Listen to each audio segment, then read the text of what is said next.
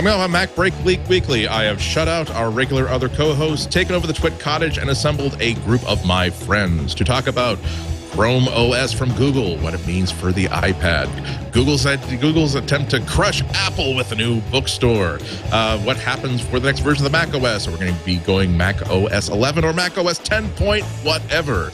Coming up on the next Mac Break.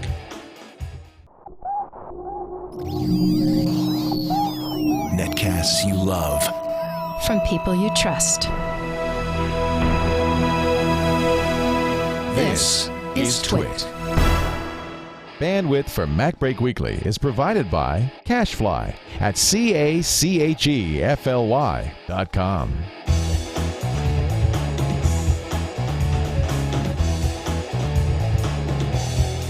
It's MacBreak Weekly, show number 224, recorded on December 7th, 2010.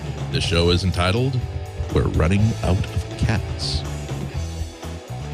This episode of MacBreak Weekly is brought to you by Audible.com. To download a free audiobook of your choice, go to audible.com/MacBreak. And by Go to My PC. Think remote access to your PC is complicated? Think again. It's easy with Go to My PC. For your free 30-day trial, visit gotomypc.com and use the offer code MacBreak.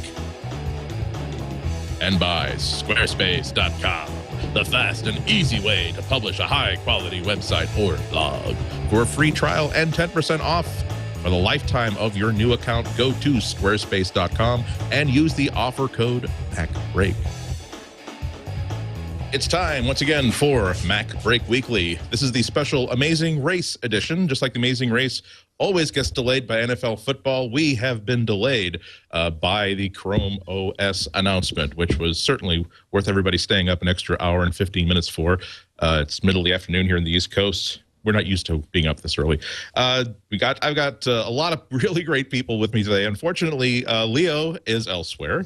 Alex also is elsewhere, pursuing lives of fulfillment. So instead, I have with me Jason Snell from Macworld. How you doing, Jason? I'm doing great. Thanks for having me here. I'm holding down the fort here in the Twit Cottage. You don't understand. You're not being held. You're not holding down here. We're holding down you. Lock him up, boys! That's true. That's true. On another publishing titan, we've got Adam Engst from Tidbits. Hey, how you doing, Adam? Fine, thank you. Nice to see you, Andy. You're certainly, I will say that you are the most handsome of all of our guests. Clearly, people will be able to guess which one of this group exercises competitively every single day.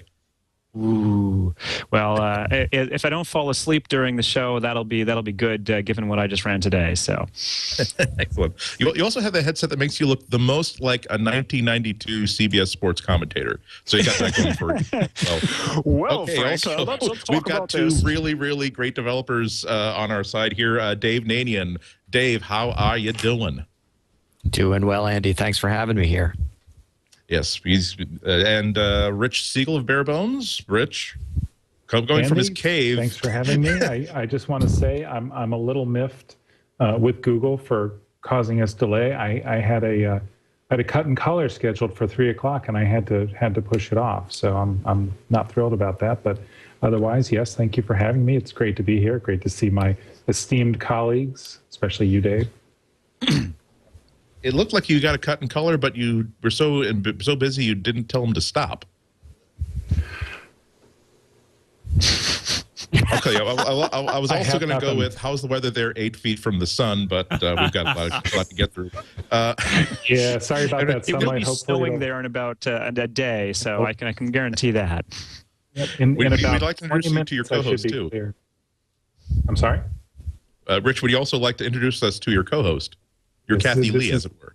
This is Bruno, and he's here because if I didn't put him up there and give him something to do, he would just constantly be here bothering me. So, so at least he can bother all of us, at least in an entertaining fashion. Exactly, but he'll be quiet up there, and that's good. Excellent. Now, was everybody watching the Google Chrome announcement? Oh, avidly. Indeed.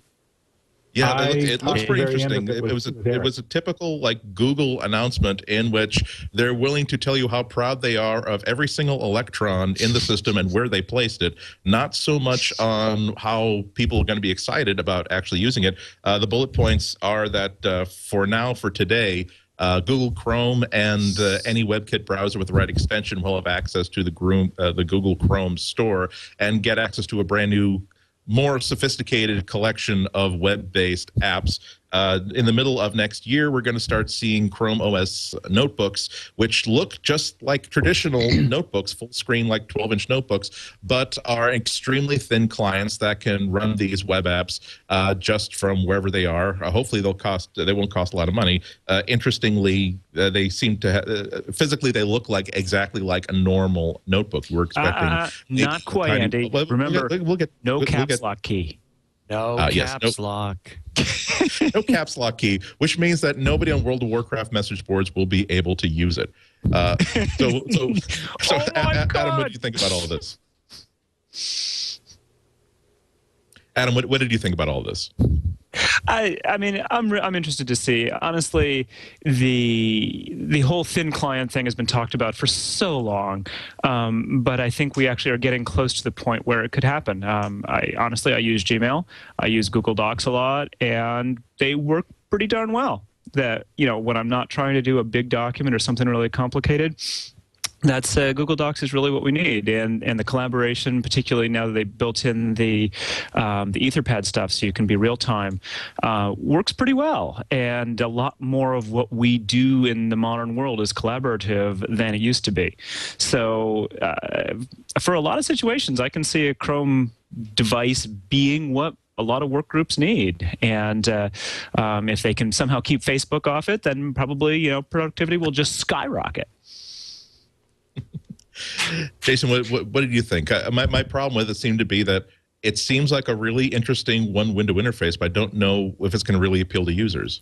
Yeah, I mean, there's a class of users who don't really use their computer for anything except web-based stuff, and I think that's what they're going for here. I think that I was thinking while I was watching the presentation, very clever of you, by the way, to call us here an hour early and then make us all sit and watch the Google presentation. I see your plans, Mr. Host. It was mostly we just wanted to make sure you were all sober, so we had enough time to find somebody else. Very, very clever. Well, that's why there are four of us, right? You can just bump one of us off at any point if we offend you. The thought I had was we may be entering a period where the person who wants the cheapest sort of low-featured laptop, they just want something cheap, won't be looking at a Windows laptop anymore. Perhaps Chrome is the new sort of baseline, which leads me to the next point, which is then what does that mean for Windows? If Windows is no longer, is Microsoft going to start saying, well, no, Windows is a premium experience with apps? That's just a very different kind of a scenario. Microsoft hasn't really been in that before, where there's been a legitimate kind of competitor down below them. And that's what Chrome might be for a lot of people. I mean, I personally wouldn't use one of these systems because I would rather spend a little more money and get something more full-featured with actual live apps. But there are lots of people who aren't like that, and for them, this is intriguing at least. Yeah. And what does this mean for Apple? Because Mr. Jobs has been talking all along about how HTML5 is going to bring in a whole new wave of incredibly good web-based apps, and I have to guess that over in Cupertino, he's not thinking, wow, this is a great piece of news for Apple. They're absolutely on our side, and a new issue of Google Détente is going to happen. I wonder if Rich or Dave, what do you guys think about that? Rich or Dave? Okay, me. I'm on screen. I see me. Me. Okay. Well, looking at the announcement, what little tiny bit I've heard of it, I agree. It's an interesting segment that they've carved out for themselves. If you want to go into a store and say, well, I'm only going to pay $200 for something with which I can connect to the internet, surf the web, and use my Google hosted services, well, sure, that's the real deal. The five of us here aren't the target audience for this device, but I suspect we know people who are. And as much as we'd like to see them using Macs and iPads, I think there is a place for this sort of thing. On the other hand, yes, there's been talk of the thin client, the network computer, the diskless operating system forever. The technology has moved on a lot in that time period. Is it time? It might be. Is it going to change the world? Probably not. That's sort of my 2 cents on that. Well, where it may make a difference, honestly, is if we are in a situation where you're in a classroom where there's just no money for real computers for everybody, or once you start getting into the developing world where they're simply never going to buy an iPad or a MacBook, that if you can make one of these incredibly cheap computers and have 3G connectivity, because that's what you're going to have in a less developed area, and have access for these things, that could be a big deal. Again, we're not the target market, but in many ways, possibly even, the first world may be a little bit less of the target market in some ways than places where cost is absolutely paramount and connectivity is done via cellular anyway. Does it really change who's going to be out there buying an iPad next year? Now they're going to. They didn't say anything about price, so we don't know if this is going to be like Google TV, where it sounds great until you find out it costs $400. Yeah, I think it's got to be really, really cheap. And my understanding is that the entire reason why netbooks sold well for a while, and are starting to get hurt by the tablets, is that they were cheap. The people wanted cheap computers, and didn't matter if it had a horrid little keyboard and a horrid little screen. If it was $200, they'd buy it. And so, if Chrome can go in there and basically take over from that, buy a netbook because it's cheap, then maybe it'll do well. And I think Jason actually brought up a really interesting point, whereas Microsoft makes a ton of money on those Windows licenses that go with cheap computers. And if Chrome is going to take over that, and I can't believe that the netbook manufacturers wouldn't want to do that, because that gets them out of another cost they don't have to pay, then Microsoft may see a bit of a hit from this. Well, Google had another... Sorry, go ahead. Sorry, I was going to say that it seems to me that the primary market for this is really the corporations. I mean, these are incredibly manageable, super cheap, instantly replaceable computers that any guy in an IT department can actually deploy to their users without having to worry about. Yeah, it might go to consumers, but I don't know how many consumers there are going to be who want something that can just go on the web, but then can't play some of those high bandwidth games and things that those cheap computers tend to go with. These World of Warcraft type of things that aren't going to work in a browser experience. You look at the kinds of games that they were showing during the demo, and they're things like Pop It and a really bad version of Bejeweled or something. They're just not the kind of immersive experiences that you'd expect. Do you think developers are going to get excited about developing apps for Chrome?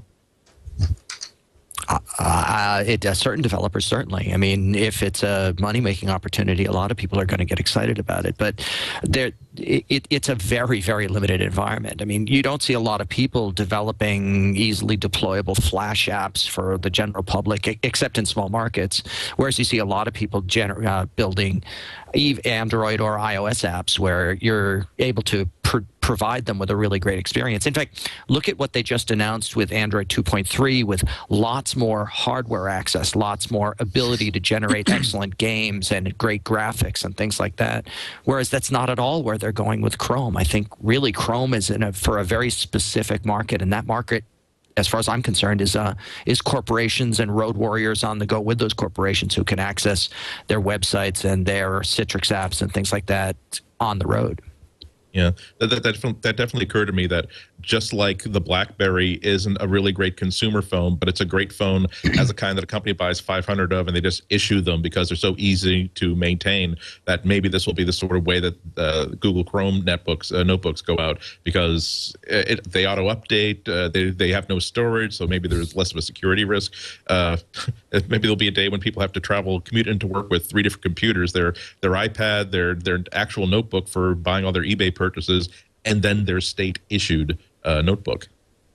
Google also had another really cool announcement that actually got me more interested. yesterday, in which they finally opened their Google ebook store. They've always had Google Books, where they will give you every single public domain book ever given, and after a whole bunch of lawsuits, they will give you previews of every single copyrighted book ever printed. But now they have their own bookstore that sells books in the EPUB format, controlled with Adobe DRM, so you can read them all online, or you can install them on any device that supports Adobe DRM. I bought Steve Martin's book yesterday and installed it on the Nook, on my iPad, on my iPod. Interesting that it seems as though that now there's another, that 800-pound gorilla used to be Amazon with their Kindle. Now there's a 1,000-pound gorilla that wants to wrestle. What do you guys think? Yeah, the Google Books thing is interesting. I mean, they've been planning that for a while. I know that they've been talking about it. So for me, I looked at it. It's not the iPad app anyway. It's not great. It's not. It's probably the weakest of the apps, but it's new. The one feature about the Google Books that I like, I should also say, as one of those publishing titans on the panel, I think the Google Book terms aren't very good, actually. I think compared to Amazon and Apple, I think they take a bigger share. I may be wrong about that, but I was trying to look that up yesterday, and it doesn't sound great.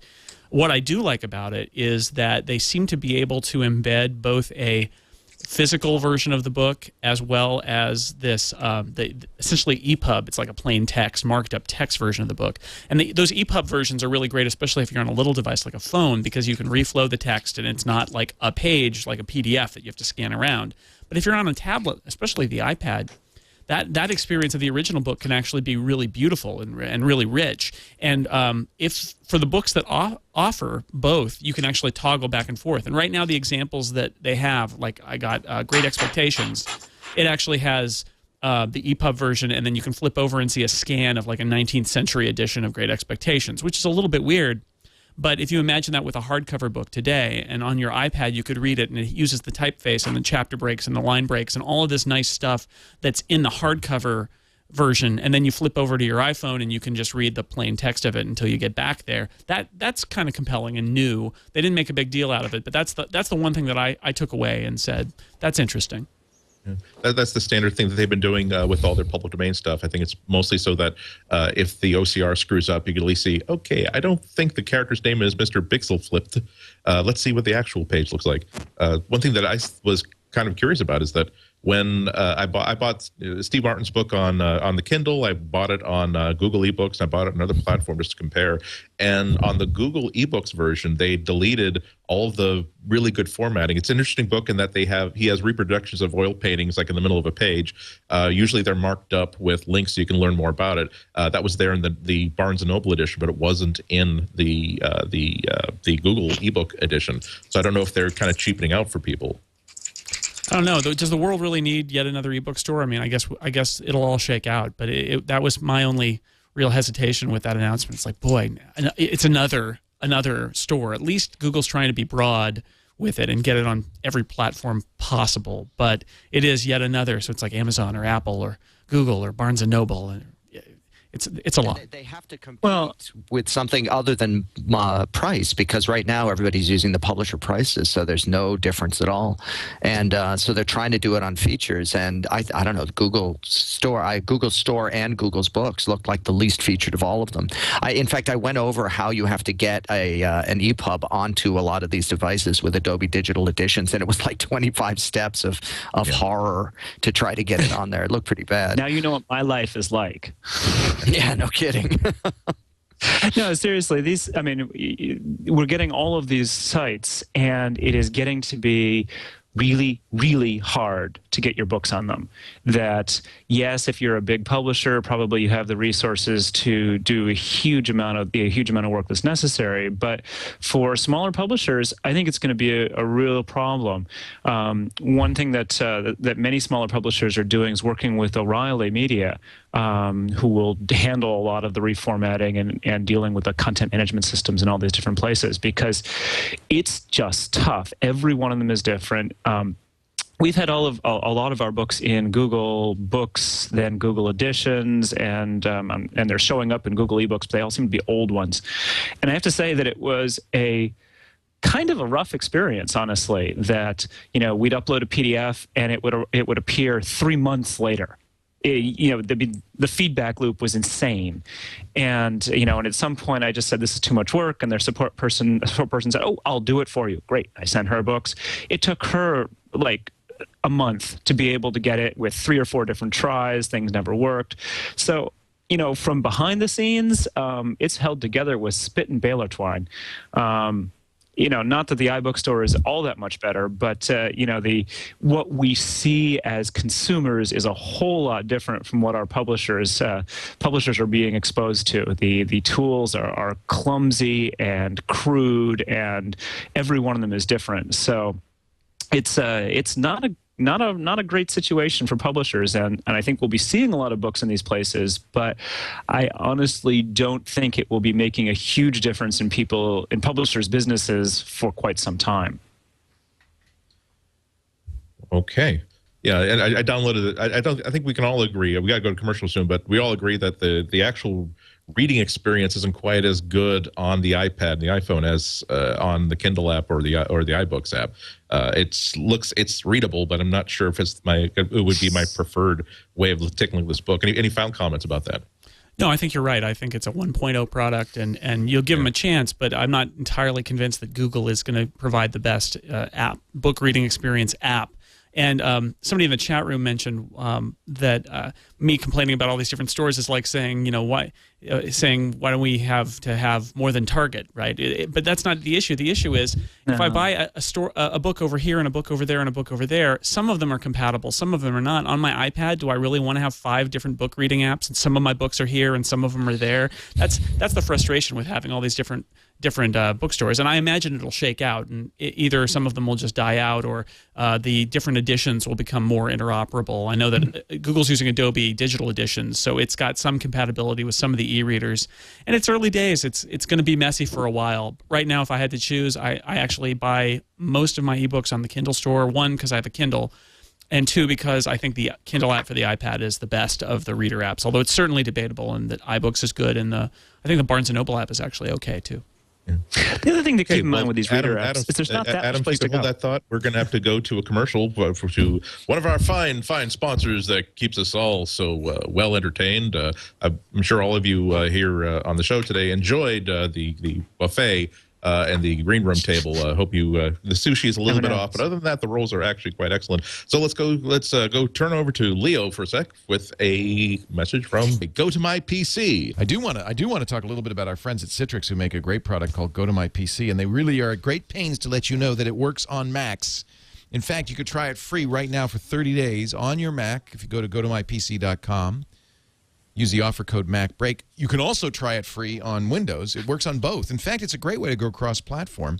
I do know people who go to coffee shops. We're hearing about this Firesheep, this Firefox plugin that lets people steal your login to Twitter and Facebook and Google and other places, WordPress. What a great solution. Use Go to My PC. Go to that coffee shop. Log into your office computer. Surf from there. Your 128-bit SSL, absolutely protected. But it's just one of many ways people are using Go to My PC. It's the ideal remote access solution. The holidays are coming. You want to go home early, want to be there for the turkey, but you don't want to come back to a full mailbox? Go to mypc.com. If you visit gotomypc.com/MacBreak, you can try it free for 30 days. Remote access done easy. In fact, so easy that if you go there right now before I'm done talking, you will have that installed. It just takes a few seconds. Then you go out on the road with your laptop. You don't have to have it on the laptop at all. I log on to Go to My PC with my credentials. 30 seconds later, I'm on my office computer. If you send an email to the boss, I would recommend like 3 in the morning from your corporate email saying, working a little late, but I'll be in the morning, 7 a.m. as always. It fools them every time because bosses don't understand Go to My PC. Unless you're the boss and you do understand it. Go to mypc.com/MacBreak. It is a really great product. Give it a try. We know you will like it. We thank Citrix. They've been a great supporter of the Twit Network for, I think we're on our 3rd or 4th year with them now. Thank you very much. Leo Laporte, ladies and gentlemen, Leo Laporte. So Adam, you had some final words about the Google eBookstore and ebooks in general. I was just going to say that I think the readers we can all debate little points here and there, but the fact of the matter is there's just not that much to it, and they're going to be converging on a certain way of working. Maybe there'll be little bits that are different here and there, but in a matter of a year or so, I can't imagine that there'll be any significant difference in usability. Adam, you look so tense right now. You look so calm down, man. You are out of control. Glow he gets from running. Or at least he's runner's high. The gag, like after the second commercial, he falls over and pulls the table on top of him. Wake up, Adam. Stay with us, Adam. I'm sorry, I'm telling you, spoil my the legs gag are sore. For later. Other news from last week, Samsung is releasing some sales figures from the release of the Samsung Galaxy Tab 7-inch notebook, 7-inch tablet, the very first real iPad competitor. And they said that they sold 1 million in their very first 3 weeks, which is kind of interesting. Apple was talking about selling 1 million at the end of the first month. They sold to show off that I actually researched this, Apple has sold 4.19 million iPads in the last quarter, 3.27 million iPads the previous quarter. So to be fair to Apple, if Samsung is going to outsell the iPad in 2010, they're really going to have a very strong holiday quarter. But you know what? There's still 4. That's why there are 4 quarters in every football game, and there's still 4 weeks left in the holiday season. Although it does seem to show there's a lot of pent-up demand for a 7-inch notebook. The other thing I had a quote that I had to remember and made sure I quoted exactly was Steve Jobs during that same analyst call where he announced 4.19 million iPads sold. This is a direct quote. The current crop of 7-inch tablets are going to be DOA, dead on arrival. Their manufacturers will learn the painful lesson that their tablets are too small. And that sound you heard was the lady in the tank top with the sledgehammer running down the middle of the aisles as he's saying that on a huge screen. It's interesting that the Galaxy Tab is one of those products that I liked way more than I thought I would. Even though I'm not a huge Android fan, I liked Android better on the large screen than I did on the smaller ones.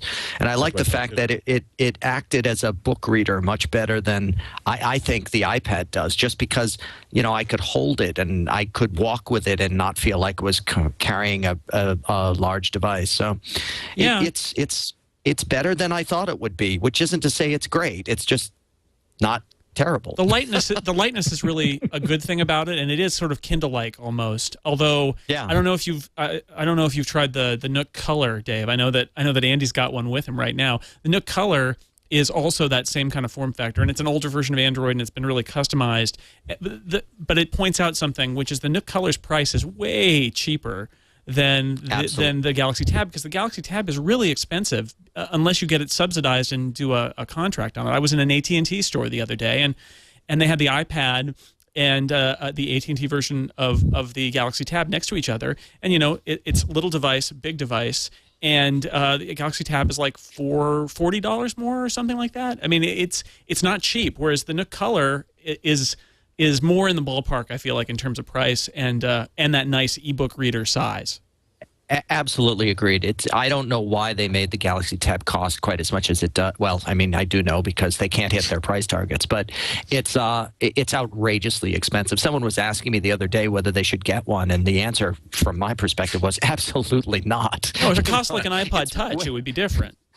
Oh, yeah, absolutely. Yeah, then it would be reasonable, or get a Wi-Fi one out that's just not as incredibly costly. I also just loved. I went into, I think, to a Verizon store and I was talking to them about it. Nobody knew anything about it at the time, and when I finally got someone who did, the data plan that you get, it costs $20 for the cheapest data plan, but you have to pay an activation fee of $35, and you can turn off the data plan, but when you turn it back on, you have to pay another $35. Yeah. So Verizon is just I know AT&T has a bad rap, but boy, Verizon is just awful. They don't get it. Plus, there's the usual carrier mumbo jumbo where you have to pay extra just for the privilege of purchasing it. You have to pay certain fees and taxes as soon as you take delivery of it. Also, the usual Android mumbo jumbo where you you look at the specs of this device and you think, okay, so it can use Bluetooth. That's wonderful. That means that in a pinch, I could actually hook up a Bluetooth keyboard to it. Not so fast, because Verizon, of all of the carriers, decided to turn off that feature because it was just too useful. Okay, but you still have that wonderful, truly. And then there's one of the most useful features, which is baked right into Android 2.2, which is the ability to share the 3G connection and use it as a Wi-Fi hotspot. And that works great on Verizon. But AT&T decided that it doesn't like that feature, so it's turned off on the AT&T version of it. It's just a mess. Yeah, that's unbelievable. I got the T-Mobile one, which has all this stuff turned on, but I don't get the incredible Verizon Vcast. So I don't know. Maybe I just am missing something. Yes, you're missing out on all those episodes of Curb Your Enthusiasm streamed at 20K bit resolution. So, what are you going to do? What are you going to get? Let's see. We also there's a really interesting. There's a piece I wanted to discuss here. I was in Apple Insider and a couple of different online sites last week about there are two things that Apple is always this close to doing the deal on. One is the Verizon iPhone. The other is subscription-based publications in the iBookstore. And so now there are more reports that they're still this close to getting it. Jason is skeptical. Wait a minute. Jason, the traditional publishing magnate, is skeptical. Let's hear from Jason. Well, I mean, the story Apple does have, and Apple will tell you that they do. This would be a great topic. I'm such a great host. They have. Bravo, Andy. When you eliminate one of the guests, don't let it be me. The thing about the subscription thing is Apple will tell you they've got a subscription model, and the subscription model is this in-app subscription thing where it's not really a subscription and you have to do all the work yourself. And they actually said this at a developer conference that they said, here's our solution, which is not a solution. And all the magazine publishers say, and newspaper publishers say, well, no. First off, when somebody signs up for a subscription through iTunes, they're an Apple customer. You've got the credit card. You got the name. We don't know anything. We just have this little receipt. And the publishing industry, publishers like building up a list of names. They like to be able to market directly and upsell them and market subscription renewals and rent the lists out to people who spam you with email. I mean, there's a whole collection of things that goes into the business of being a publisher. And Apple wants to not let the publishers have that. Apple really wants to control everything about that experience. It's very similar to the attitude about why you have to leave the Amazon app or the Kindle app on your iPhone or iPad in order to buy a book. It's because Apple doesn't let anybody buy things in an app unless Apple controls the entire process. So, it's interesting that Apple is apparently talking to them. I'm not entirely convinced that the conversation isn't, we offer this program, you should use it. No, we're not going to do that. But we offer this program. No, we're not going to do that. I don't know if it's more than that going on there. But I know as a part of a publishing company, Apple's terms are really not that great because they control the entire customer. And, your readers are no longer your customers. Your readers are Apple's customers. And businesses are really reluctant to go down that path and give away that much control, plus 30%, to somebody like Apple. Yeah, I want to just to jump in there. It's the same sort of thing. Developers. Many voices. Adam, why don't you go first, then Dave? I was going to say that we don't run into this so much on the Tidbit side of the house for us because Tidbit is free. So when we don't do that much in the way of advertising, but on the book side, with Take Control, it is absolutely essential to our entire business model that we be able to get to people because we want to maintain that relationship. We want to be able to give these people updates. We want to be able to tell them when something new is coming out. Totally. And if we can't do that, then we're dead in the water. And so, there's ways around it, and we've built things into our book so people can buy a book on the iBookstore and then sign up for an account with us so that we'll be able to give them updates and whatnot. But we can't ask people to do that. We don't know if they'll actually click that link and sign up for the account, whereas any book they buy from us, guaranteed account. So, that's a really big deal for a lot of businesses where being able to interact with your customers is huge. And honestly, I'm a little surprised that developers haven't run into the same thing, because it would seem to me if you were an iPad or iPhone developer and you'd sold hundreds of thousands of copies, you'd want to be able to get back to them in some way, shape, or form, rather than just via an update that they might download and not see anything. I mean, maybe you can build little splash screens in to say, hey, now that you've got the update, come talk to us again. But it feels very disconnected. And Apple maybe can get away with it when they're the only store, but if you have if you're in a situation where there's a bookstore or with magazine subscriptions, people are going to go a different place where they can maintain that relationship with their customers. Well, most of the magazine and newspaper industry too, they exist. I know that the App Store developers obviously do feel this way. They do want to have a better connection with their customers. With the differences with a newspaper or a magazine, you're starting out with an existing database system that monitors all your subscribers, and they've got this whole existing relationship with their subscribers, and that makes them much more reluctant to give that up or to create some strange kind of parallel system. And then do I transfer people over into Apple's pool? And it just gets much more complicated. But I think you do hear that from iOS developers in general, that they're frustrated that they don't really know who their customers are. And sometimes they go through great lengths to get them to sign up or give them some information just so that they can have some sort of a relationship, or they start sending messages in the app. That happens too. Yeah, this is a recurring theme in the iOS App Store. Dave, and I'm sorry. Dave's been concern. on tenterhooks for the past 5 minutes. Let Rich go ahead. Go ahead. I was going to say this is, in fact, an existing concern in the iOS App Store. It is a recurring concern in the iOS App Store. It's a very clearly and publicly stated concern by established Mac developers who want to be in the Mac App Store, that by being in any Apple App Store, you give up control of that customer relationship. You don't know who your customer is, and Apple does, and there's no way for you to find out, really. And in fact, doing anything in-app to collect any information on who your customers are is against the guidelines. So you're kind of stuck until Apple comes around and, because they don't want you taking their sale away from them. There's lots of stuff in the App Store guidelines and the App Store rules that revolves around that. So yeah, it's not by any means unique to the sale of books or other media or subscriptions. It's just something that the App Store does not provide. We're entranced by the bird. Go ahead, Dave. Sorry.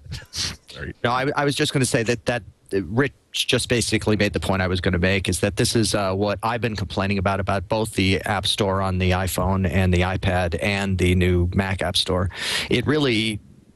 you're paying Apple 30%, not just to complete the transaction for you, but you're actually paying them to take away one of your most valuable assets, namely your customer list.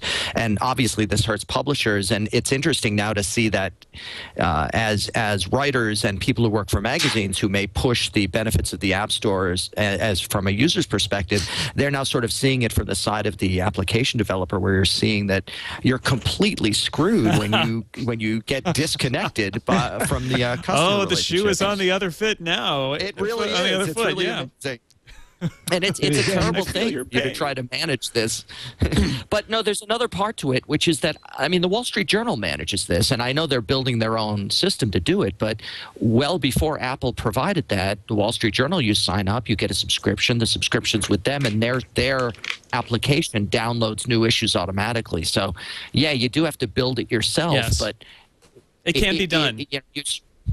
Yeah, it can be done if you want to. At least from a publisher perspective, we can't do it as app developers. Go ahead. Is Apple being a jerk about this? Why are they sticking to their guns like this? Is this just corporate policy, or they really have a purpose behind this? Is it a user feature? It's unknowable because there's so much opacity, and honestly, Apple's a business, and speaking from my seat as a businessman, they're not obligated to explain or justify the inner workings of their business. Their position seems to be that, at least for now, if you don't like it, you don't have to do it. So anything that we come up with is going to be the purest form of speculation. We know that they like to control all possible aspects of the user experience, and they've extended that to the App Store, and that's probably just another manifestation of that. We know that they don't want developers bypassing the App Store to resell their products outside of it, at least when it comes to the iOS App Store. I think that's what it's about too. I think it's this consistency issue where Apple is afraid to let the genie out of the bottle in terms of letting apps charge credit cards through some mechanism that isn't your Apple ID through Apple, because they're worried about what might happen if that happens, and people getting scammed by apps, and and Apple losing the 30% cut as well is probably part of it.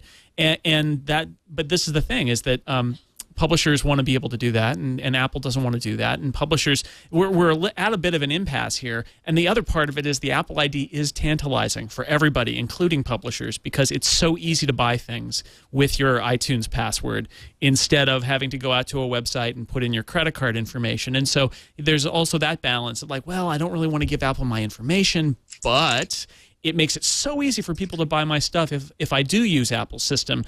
So, Apple's afraid of letting the genie out of the bottle, but they also know they've got a really tantalizing product here, which Steve Jobs has boasted about on stage, which is how many credit cards they have in the iTunes system. And that's, it's really easy to make a purchase when all you have to do is ask for an iTunes password. Why did they let the Wall Street Journal do it, Jason? Well, they did. You are entering your... No, well, I think the way it's supposed to work is you're supposed to go to a web view and do it in the web view. But the Wall Street Journal is a little bit different. I know when we're building an iPad app that hopefully will be out very soon, and you can either do an in-app purchase or you can go to our website, and it's problematic because you don't want to you'd be on the wrong side of Apple's guidelines there. But the Journal is journalists right at the edge, and I think that what happened is that somebody at Apple, probably high up, said no, that's good enough, let's let them try it. But the rule is supposed to be it can't happen in the app itself, it has to happen in a web view. Yeah, that's why I was kind of surprised when I saw the way that they did it. And, it's a decent experience, actually. It's probably the best way to read the journal right now, except that it costs more than the paper version. And if you buy the paper version, you get the iPad version for free. So I haven't quite figured that part out yet. But well, if you subscribe to the paper version, you also get a free hat. So it's definitely a complicated decision. Let's not overlook that. The other news from Apple last week, the information about the upcoming Mac OS App Store is coming out in dribs and drabs. There was another thing from Apple last week saying that officially you are actively discouraged in the form of not being able to do it as a developer. Release demos and limited functionality and betas through the Mac OS App Store. And it's so hard to evaluate these sort of things because from a user level, it sort of makes sense that I don't necessarily want to have this really big, beautiful storefront cluttered up with stuff that may or may not actually work. But what are the actual, this and other things, what are the brown trouser moments that developers are kind of having about the possibility of the App Store so far? Well, I think at the risk of speaking out of school, I feel I must say that the recently broken news about the App Store guidelines isn't actually new. That particular guideline, along with many others, was expressed when the App Store first rolled out to developers. So, no demos, that's a problem.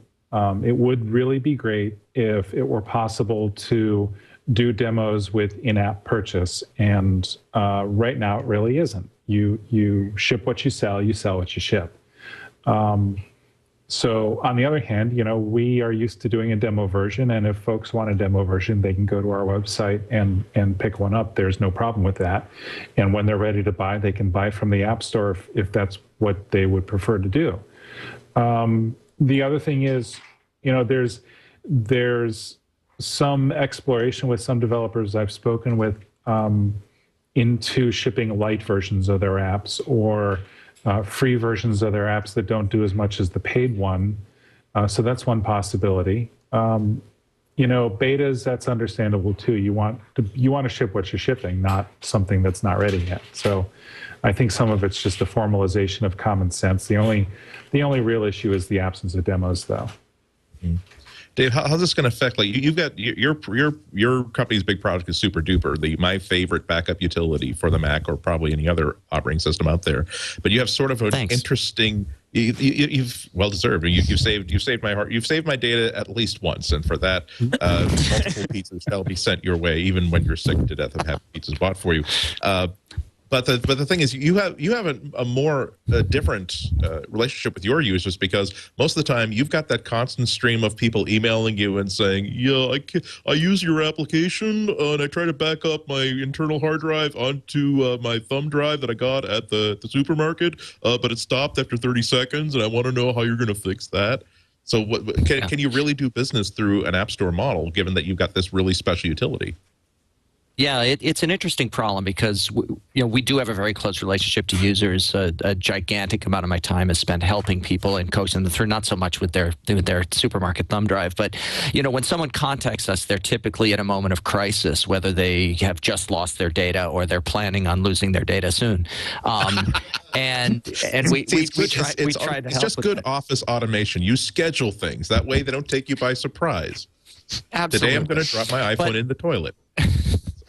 The App Store actually won't allow something like Super Duper in, because Run has to have root access, and by root access I mean access to all of the files on your system, and you can't have access to all the files on your system if you're in the App Store. So no matter what, I can't put Super Duper in the App Store. But even if I could, the problem is that giving Apple 30% really cuts into our profits so much that it becomes incredibly difficult to even support our users in any effective way.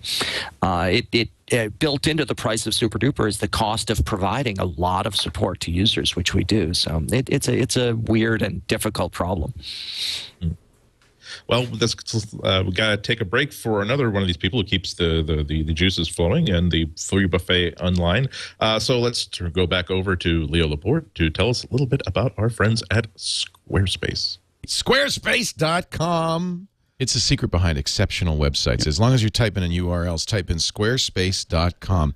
You can start your own site right now for free. Just go to squarespace.com/MacBreak and click the green Try It for Free button. All you have to do is give it a site name, a password, an email address for recovering the password, enter in the CAPTCHA, and you've got a site. Now you can start playing with it. And I'll tell you, the templates, 60-plus designer templates, but that's just the starting point.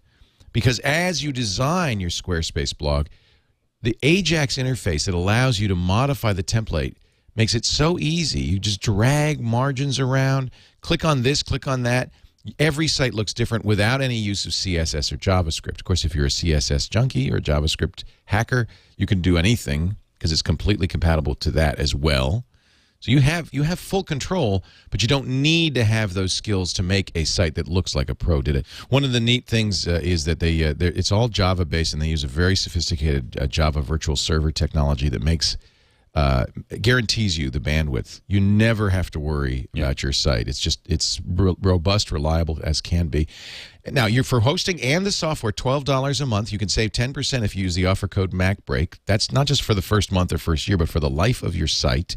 There are more features for more money. You just see what you need. You can upgrade at any time. But do use the offer code MacBreak so you save that money. Squarespace.com, the secret behind exceptional websites. Thank you very much. Leo Laporte. A man, a plan, a canal, Panama.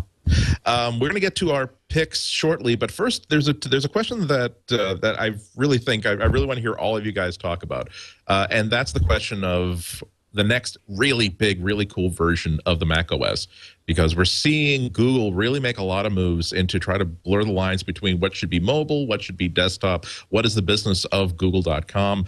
Every single different company is trying to get new approaches, and we're still looking at an operating system that in many ways is not that different from what we had in 10.0. And obviously we've already seen preview of Lion coming up, but what about the next step after Lion?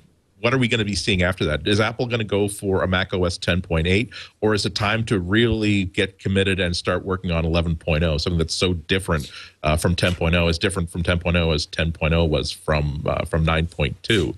I mean, Apple's putting a lot of capital into all their mobile devices. They're going to have to start really changing things up. It's about time, don't you think? I think if you read the tea leaves, Andy, you can see pretty clearly that the next version of OS X is just going to be iTunes. And iTunes is the operating system. It'll be great. It's just like the web being the operating system. Shuffle play for your really. apps.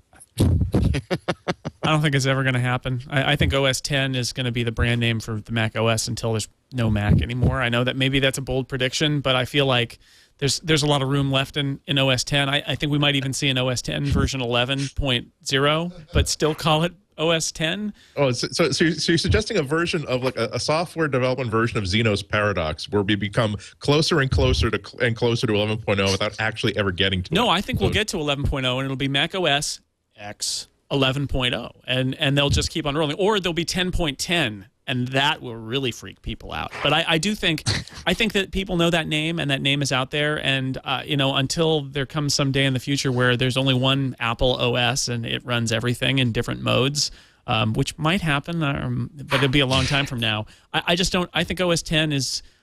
Apple's got just enough focus on OS X to move it forward slowly over the years. I don't think rebranding and remarketing it is ever going to happen. I actually think what they're going to do is drop version numbers entirely. Look at what they did with Lion. They didn't say macOS 10 10.7 Lion. They just said macOS 10 Lion. So, we are getting all sorts of, when our customer service, and people asking, what books we have about different things, people are confused about what 10.3 is, 10.4 is, 10.5 is. And, honestly, once you get enough of those, the big cat names are probably easier to remember. So that may be the way they avoid having to rebrand macOS 10. They just go for more big cats, although at some point they'll run out of big cats too.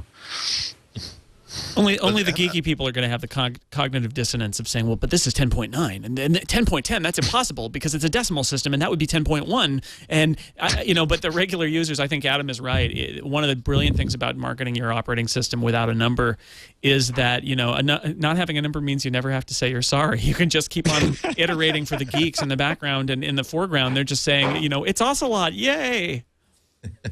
We're Apple users. Cognitive dissonance is part of our DNA. Apple would not be successful if it were not for our ability to detach ourselves from our ability to rationally process the things that we do. That's why we've got a show. Exactly. Thank you very much. Thank you for saying that. I didn't want to say that outright. But Apple's in a position today that they weren't in when they were setting out to develop 10.0. They almost had nothing to lose by saying that we're going to build a brand new operating system that is completely incompatible with everything we've done before. You'll have to buy at some point all new apps. At some point, a lot of your hardware is going to stop working because otherwise they're going to be out of business. I mean, are they in a position now where it's almost as if right now they can't revolutionize. They can't simply say, we're going to do something so different with the next version of the operating system that it has to be done in order to keep our operating system competitive. But a lot of you are going to have to bleed really, really heavy before the bleeding stops.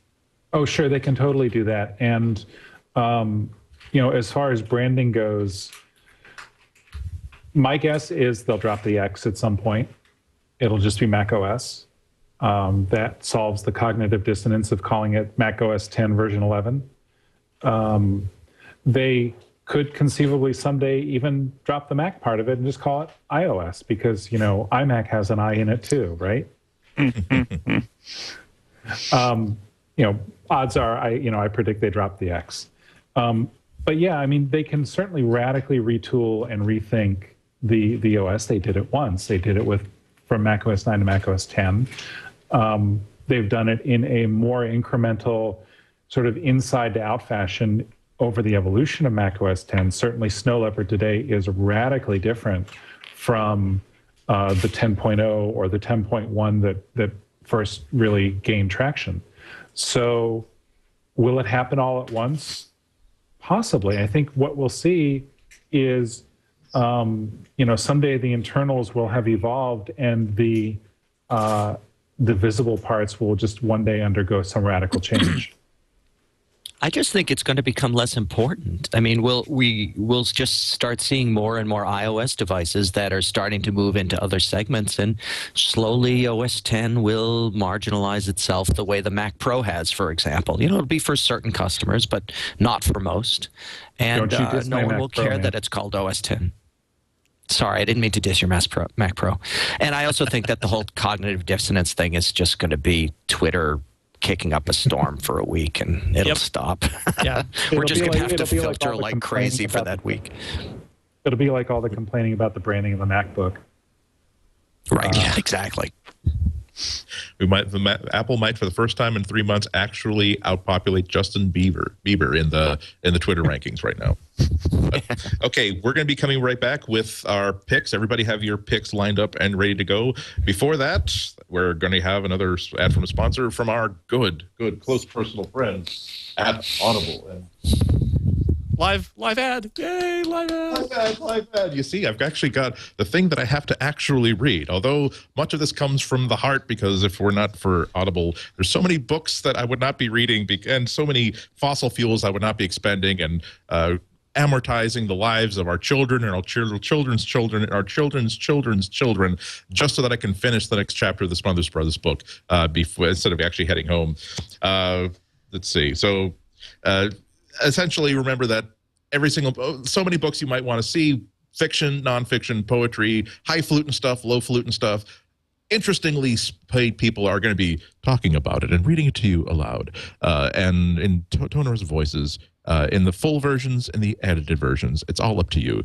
Audible, they have tens of thousands of books, 75,000 in their library right now.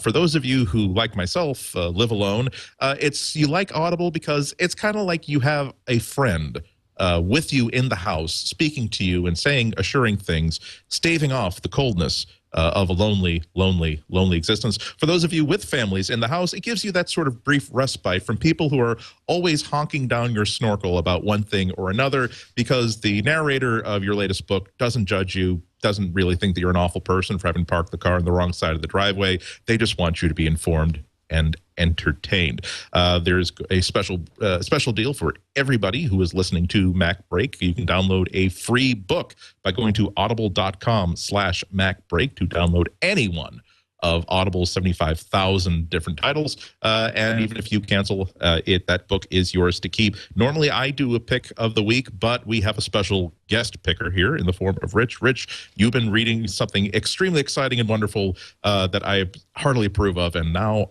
I want to know what you think about that book. What is that book? Okay, the book is called The Coke Machine. It's written by Michael Blanding, and it's very interesting. It's a history of Coca-Cola from really the very beginning through modern times. And he shines a fairly unflinching light on their business practices, their marketing practices, how they produce their product. It's very interesting, very enlightening, very entertaining. Only about a third of the way through, but I highly endorse this product and or service. And yes, it is available on audible.com. Yes, Coca-Cola, Audible is an official sponsor of MacBreak Weekly. Coca-Cola is not, but suffice to say that at least my participation would not be quite so energetic or discordant if not for the fine products of the Coca-Cola company. But quick, somebody right now get Adam a Coke. Oh, is he out again? Just to wake him up. Somebody get that thumb screw a quarter turn, will you? Chocolate covered espresso beans. That's my poison. All right. You see, if you didn't spend so much time running, you'd still have energy for these sitting up things. Because the rest of us spend most of our day just sitting in comfortable chairs, sitting forward. We have the endurance necessary for long periods of sitting. Your body's a temple, Adam. You can't really just let it fall foul. Try to do one of these podcasts while you're running. I dare you. No, I actually think I need a wireless 3G. Actually, it doesn't have to be wireless. It could just be a video camera that I could strap on my head in some point. I think first-person cross-country running is the next big TV sport. It'd be like Al Franken's mobile satellite uplink that he used to have on Saturday Night Live. This is the greatest Audible sponsor message ever. Exactly. We give value for money. Once again, audible.com/MacBreak to get your free book. And now we move on to our picks of the week, in which we To salute the wild, the wacky, and the wonderful, our equivalent of the video of the sports enthusiast in the outfield who gets hit right in the schleboiben by an errant ground ball, only with software and hardware. Let's start off with Jason, I think, for no other apparent reason than J starts with the letter J. Thank you, Andy. My pick this week is a Twitter app, and I know what you're saying. It's like I'm not even on the Twitter, but if you were on the Twitter, friends, wait, this is sounding like a sponsorship message now. No, I'm a big Twitterific user. If you're going to sponsor it, use the sponsor message. All right. You know, folks, there are a lot of Twitter apps out there, but only this Twitter app has the smooth, mellow menthol taste that doctors recommend. So I'm a big Twitterific fan, but Twitterific on the desktop is a little bit old, and there's a new version coming, but it's not here. And I try all these Twitter apps, and it's very rare that I get one that I keep for any length of time and keep using. And the one that I've actually been using for the last couple of months is Hibari. You can get it at hibariapp.com. It's $14, I think, and I think it's a 30-day trial. Really nice, simple, straightforward app. And one of the features that I've been using lately, they added this really super geeky feature where you can edit the CSS, basically, of the app and change it into any color scheme you want. So I've actually got it replicating my old beloved Twitterific color scheme, and now I'm using that. So Hibari from Viola Song is the author of Hibari, and you can get it at hibariapp.com.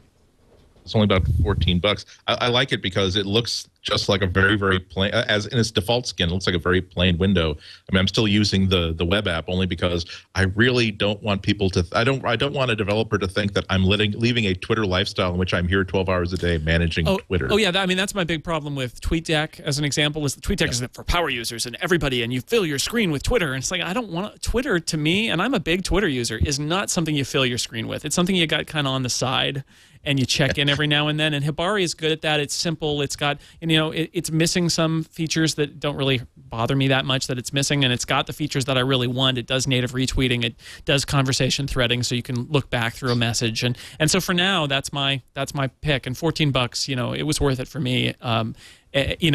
Just because I buy lots of software. But yeah, it's good. I use Twitter enough that I've settled for Hibari now, which is a big thing for me because a lot of these Twitter apps, I try them out and they're still on my hard drive and I never use them.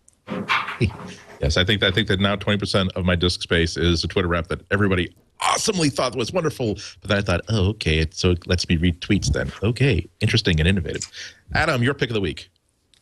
My pick of the week is the Teatro case. Here, let's see if I can get into the camera here. It's a case for the iPhone 4, a little shell case. It's backwards. And what's cool about it is in the back here, it has this little, God damn it, can't get it into the picture. All right, Adam, I damn the iPad's case, I damn thee. And so you can see it turns into a stand, and it rotates so that you can have it in either landscape or portrait mode. Man, I totally cannot handle this backwards and forward, left, right thing. So it's fold flat, fits in your pocket, case stand when you need it, and there is also a big one for the iPad, so you can have exactly the same thing for your iPad. And it's just a nice way to do it. I find that I like the idea of stands, but I never have one when I want one. And so building the stand into the case is, frankly, for me, about the only reason to use a case, because I don't much like cases either. I like the Apple's industrial design. I don't like to fuss them up. But if the case can stay out of the way and give me a stand, that's a good thing. They're from Zero Chroma, and right out pretty much new things right now. Okay, now see what we're doing here is, though, this is like the cliffhanger game and Price is Right. We're sending the little climber up and up and up that little incline. Now, Adam, how much was that case again? The iPhone one, I believe, is $44.95, and the iPad one is, I think, $59.95. Okay, so we've gone from $14 to $59. Dave, would you like to share with us your favorite item today? I had two different items, and I'll do two just because one is much more expensive. But as one of them, this is not an iPhone thing, but it's kind of iPhone interesting. This is called the Garmin Edge 800. It's a cycling computer that has a touch screen. And what's especially cool about this is I've got a cycling glove on here just to show. This is not a cycling glove that will work with an iPhone. It's just a regular glove. But you'll notice that even though this is a one of those normal touch screens, I can actually use it with the glove on. Now that's important when you're actually cycling, because when you're wearing gloves, you need to be able to actually control the computer, and so you can very easily access all this stuff, and it's still a capacitive screen. But they obviously have integrated some sort of pressure-sensitive layer that works really, really well. So that's the Garmin Edge 800. It's a great cycling computer that does cadence and heart rates and everything else that you need to do. It does mapping. Does it work when your hands are sweaty? It does work when your hands are sweaty. It's completely sealed against the weather, so it works in the rain and everything else. It works in mud. It works in pretty much everything. It's an excellent device, the Garmin Edge 800. It's really good. And the second thing, which I can't show you, but I'll show it to you on the iPhone, is something called the Clock 2, which is spelled funny. It's QLOCKTWO. And this is for the person who likes time and has $1,200 to spend. This is an awesome wall clock that shows the time in words. So let me show it to you on the iPhone. So if you can see here, see how it says it is 4:10. So it lights up, and these words change as the time goes on, and it's really art for your wall that tells the time. This is a German product that costs about, well, it's 99 cents on the iPhone, but it costs about $1,200 for something for the wall. So this is if you've got a whole bunch of spare change just hanging out there, hidden under your mattress. Dave, did you say for people who like time? That is the strangest endorsement I've ever. I despise time. The path our planet is taking around the sun. If you like the display of time, I can't get enough of it. The artful display of time. Fair enough. I can't get enough of it either, but that's a different problem. I'm looking at it on the site right now. Art. Yeah, it does look like. Let's see if I can get this shot of it here on the notebook here. Yes, it is a wall hanging that looks like a huge that looks kind of like a huge like a huge expensive thing that none of your friends will understand why you paid $1,200 for. It looks really it is hangable art. It looks really, really cool. I just not sure that $1,200. It looks like a giant like word search puzzle where you find out what the time is. So how big is that? It's like 10 inches? It's a beautiful thing, and it will appeal to people who like Apple industrial design too. It won the Red Dot Award, which is a very well-known award, and it's very nice. So to go from the Edge, which is a typical cycle computer kind of cost of $400 or so, to the ridiculously expensive clock. But if you just like the idea, you can spend $1 for it and get it on your iPhone. Okay, so $14, $59. About $1,500, and now I open the floor to Rich Seigel. My two picks, and I'm sorry I do have two, so I'll make them quick, actually go together like peanut butter and jelly.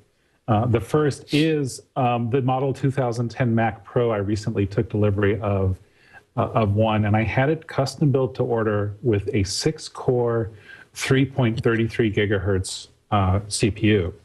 And it's the one socket motherboard, so it's only got 4 SIM sockets. Big deal. You put, 4 gig SIMs in it. You have a lot of memory. This machine is the sleeper performance hit of the line. It is squarely in the fat part of the price performance curve. It's the fastest Mac Pro I've ever had the pleasure of using, and it has made me unbelievably productive. My software builds take place in about a minute now. So I'm very happy with this gear, and I highly recommend it as an upgrade from the 4-core configuration or as an alternative to the 8-core. My other pick is new today. It is the new version, the new expansion of World of Warcraft. It just went live this morning, so I've only spent just the barest minimum of time with it. But if you're into gaming at all, and if you've played Warcraft at all, the The changes are pretty enormous. The game client changes are huge, and it's been a lot of fun so far. So I recommend one and the other together. You're going to want to make the most of this game, and the way to do it is with this computer. Yeah, I mean, there's so few people now that really can make the case that it's worth buying a Mac Pro. So software developers, that's definitely one of them. I would say so. Okay. Software developers and gamers. Now you have to ask the cost. Yes. How much was that machine? Let me look it up. What's Platinum going for these days? Because you did ask for that case upgrade. Yeah, count the price RAM it in- modules. Okay, so Or price it in liver lobes. And be sure to buy the RAM on Apple.com because it's extra expensive if you do that. That's how other people know you're doing well. It cost me 2 kidneys. Fortunately, neither one was mine. You know that FedEx will actually send drivers right to your house? Like, you don't know them, they don't know you. It's wonderful if you need organs. The base configuration of the 333 6-core is $36.99 retail, and I actually went aftermarket for my RAM, bought it from Data Memory Systems, nice outfit, and that was $325 for 12 gig of memory. So, Did you include an SSD in that, Rich? I did not. That's one of the things I've heard also can make a huge difference in performance is when you add an SSD. It is true. SSDs don't make the price performance test for me personally. Rotating storage has done the job, but yeah, you know, if I win the lottery, I'll get SSD. 2 terabyte SSD has your name on it. It says my bank's name on it. Just sign it over. You could buy a giant clock that displays the time in words with that kind of money. There you go. That's crazy. And the World of Warcraft, I think it's $39.99 or $49.99, one of the two. I just figured out a way you could even make it more special. Like, don't just be satisfied with solid state memory, solid state storage. Like, get not just the 1 terabyte of solid state storage, but get one of those like Dyson like wave fans for the ventilation. So have a solid state fan as well, and those go for what, like $1,000 like per fan. So you could easily make this cost almost as much as an original Macintosh portable if you really put your mind to it. And it would probably weigh about as much too. And yes, the current World of Warcraft is $39.99. Actually, that could be even more expensive, World of Warcraft, if you factor in lost productivity. So totally. So Rich, you definitely win the prize this week for most expensive pick. You were not almost in Alex Lindsay territory with that pick. That's not an easy thing to pull off. My own pick is kind of a surprise for me. It is the Barnes & Noble Nook reader, the Nook Color, which I just got a hold of last week. It's been out for a few weeks now. And Barnes & Noble really kicked it in for this one. The original Nook was sort of an also-ran book reader where it looked a little bit like a Kindle. It was priced kind of like a Kindle, only it wasn't as useful as a Kindle. And so my attitude was always, well, okay, what's the point? I mean, why not just get the better selection, smaller device? Why are they in the market? Well, this is the reason why it looks like they're in the market. They came out with this really nice, slim 7-inch tablet it runs Android. You wouldn't know that because obviously it was designed as a book reader. And so, well, let's talk about it as a book reader. Yes, it connects to the Barnes & Noble store. It has hundreds of thousands of titles. Okay, that's very nice. They've added a couple of extra special enhancements based on the fact that Barnes & Noble does have one of these meat space retail establishments. And if you go inside, if you use this inside a actual Barnes & Noble physical store, they will let you read pretty much every single book they've got in the electronic library for an hour unrestricted, because it just simply realizes you walk in, if the Wi-Fi on this device is already turned on, it says, oh, I see you're at the Nashua, New Hampshire Crossgate Mall, Barnes & Noble. Here's the AT&T wireless service. Here are special promotions. Here's this, here's that, and it just plain works. But it is basically kind of shove that out of your mind for now. Think of it as a really cool 7-inch touchscreen tablet for $249 with Wi-Fi, because if you never use the book reading features, and you really should because it is an EPUB-based reader, it'll read any EPUB book. It'll also read any Google eBookstore book because it uses Adobe DRM. But if you leave that aside, it also has an extras tray. So it can also play Pandora radio, streaming media. It can play MP3s. It can play video. It also has built-in document readers that will handle just about every Microsoft Office document and PDF, PowerPoint, everything in there all at once. Now, the doubly interesting thing is that, the two doubly interesting things, which would be a quadra interesting part about this, is that just last week they released an application development kit to developers. So third parties will be able to develop their own apps for the Nook to expand its capabilities. Now, but this is the real interesting thing. It is an Android tablet. You don't know that because it's just embedded, but there are ways that you can root this device and install arbitrary Android apps on it.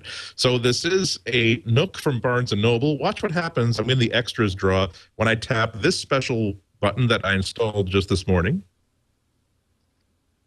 Hey, look, it's the Kindle reader. So you can read all the content from the Kindle store on the Nook as well. And if you're being a little bit even more clever about it, you can pretty much find any single app that's available for Android and get it running on this because the Android, well, they just fill off the turnip truck, these applications. They don't care what they're running on so long as they're running on something with a pulse. So in a sense, you will wind up for $250 getting probably exactly the sort of tablet that Android should be developing right now. I'm amazed this is just a book reader because, man, if Samsung were to sell this, just forget everything else. Just simply say, no, it doesn't have 3G, but it's a $250 Android tablet that's built exceptionally well. It's a little bit slow, but for $250, it's exactly in the amount of money you want to pay. It has the only really external thing it has on it is that it does have an SD card slot, so you can just simply copy files. You can either dock it to your Mac by USB and copy your media and your documents and stuff onto it that way, or you can just put it onto an SD card. I really like it a lot. It really, in the past 36 hours, I've gone from, gosh, this is a really nice premium book reader to this could be exactly the sort of, this is exactly the statement about why you want a 7-inch tablet that costs $250 and not a 10-inch tablet that costs $500 from Apple. It's not an iPad. Or a 7-inch tablet that costs $600 from Samsung. Exactly, from Samsung. Plus $40 activation, plus $40 a month, plus a $35 fee if you decide to not use the 3G after yeah, I mean, there's got to be a market for mobile computers where you go in, you give a nice man or woman some money, you walk out with a device, and then you don't have to ever pay anybody any more money ever again.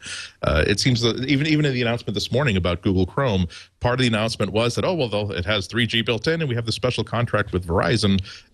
You get free service to a certain degree, but is it possible to make sure that you always can walk out of there and never have to have a financial responsibility to anybody ever again? It's like fathering a child out of wedlock, and you realize that it was fun for a little while, but now I've got a financial obligation that I'm really, really not interested in living. That's Barnes & Noble's next ad campaign, I assume. I'm a consultant on a just sort of a freelance basis, but it's a good relationship. It works pretty well. That is MacBreak Weekly for this week, our special super holiday fun time edition.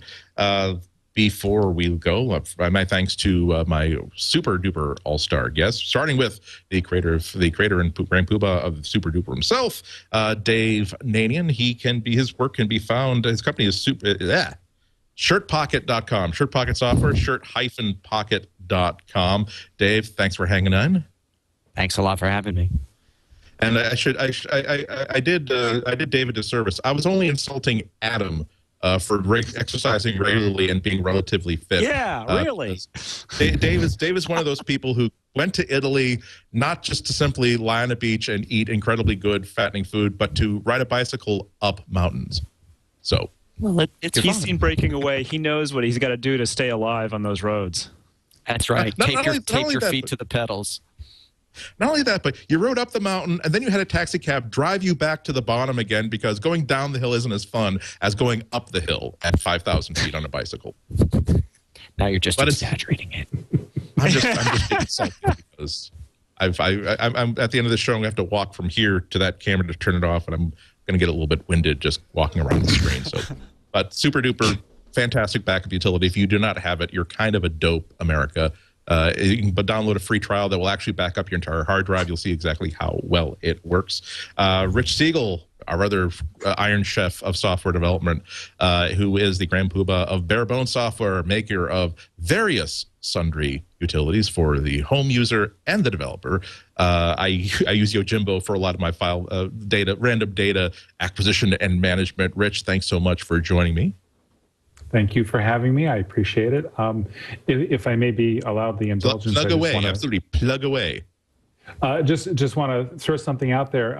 We're actually running a holiday special. We started this at the beginning of the month, and it's going to go through the end of the month, through December 31st, inclusive. BB Edit is on holiday special pricing for $99. That's about 20% off its regular retail price of $125. So if you've been waiting for an excuse, you now have one. And that's over at www.barebones.com. Yeah. And thank you. BB Edit is a wonderful editor for years and years and years. It's such a streamlined, fast, and useful text editor that every single Chicago Sun-Times column that I wrote until I adopted Scrivener a couple years ago was written in BB Edit. I still use it every time I need to edit CSS, every time I need to edit JavaScript or HTML. It's definitely an app with 1,000 faces, and I absolutely love it. All of Tidbits is written in BB Edit as well. I was just going to say all of Tidbits is written in BB Edit as well. We rely heavily on BB Edit's Subversion integration with our content management system and things like that. So support for Markdown. Yeah, love BB Edit. Yeah, my plug this for our stuff is like Rich, we are taking advantage of the holiday season and having a big sale. And so all of our Take Control ebooks but are once a year, so you better make hay while the snow is falling. That's right. Okay. We didn't do the whole Black Friday, Cyber Monday things. One day say whatever. It's, so through the end of the year, Take Control books, all of them 50% off. So we've got cool stuff like Joe Kissel's recent Take Control of Your Paperless Office, which is one of the things you can actually do these days. Who knew? All these years we've been talking about, you could do a paperless office, but it wasn't true. Now you can. And a ton of other books about the iPad and the Mac and the iPhone and other stuff. So if people go to www.takecontrolbooks.com, they'll find that there. I'll get something up on the homepage about the sale now. We've mostly been announcing it in Twitter and Tidbits and direct email so far, but I'll get something on the homepage in a few minutes. Have you guys thought about doing a Take Control of Your Take Control books? That's actually what we're working on right now, although it's not going to be a book. It's software inside our system. So one of the things that we're learning as electronic publishers is that writing the books is easy. It's doing all the back-end stuff that's hard. It's all about development and infrastructure now. Well, Adam, you work out, so I'm not worried about your back end at all. Jason, who holds the entire Mac community in the palm of his indifferent hand as the head of thanks for having me. My plug is I'm going to make a non-Mac related plug because I know there's some geeky people who watch the Twit podcasts.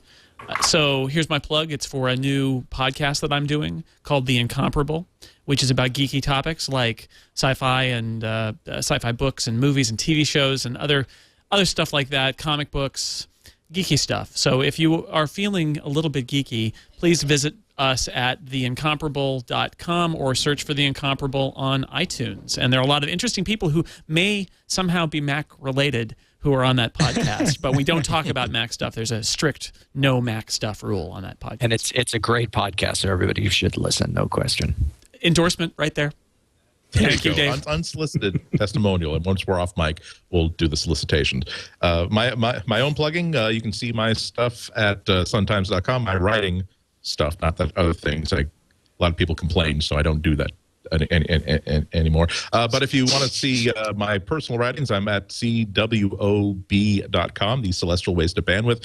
My own plug is that I'm doing my annual Amazon Advent Calendar, where for every day of the holiday season, I recommend a different song that's available via Amazon MP3. Number one, because I'm a generous soul who wants to share pleasant music and things that are just lift the soul with everybody, and also because, well, I've got my Amazon Associates links going, and probably the reason why I might be buying a niece a PlayStation is because I'm getting Amazon Associates kickbacks for these music recommendations. So don't let that affect you. Even though she's an adorable little girl, she really deserves a PlayStation. Anyway, so that is MacBreak Weekly for this week. My thanks to everybody. My thanks to everybody for listening. Until then, break time's over. Get back to work, you gold bricks. And on that note, Slow clap. Bravo. We didn't say anything, Jason, but boy, that last time when it had it in the palm of your hand, you were really doing a little junk test there. that was a TSA move. That's a special, yes. That was definitely what I was thinking. You know, there's some Easter eggs here in the in the podcast. It's good to have Easter eggs. Speaking of the TSA screening.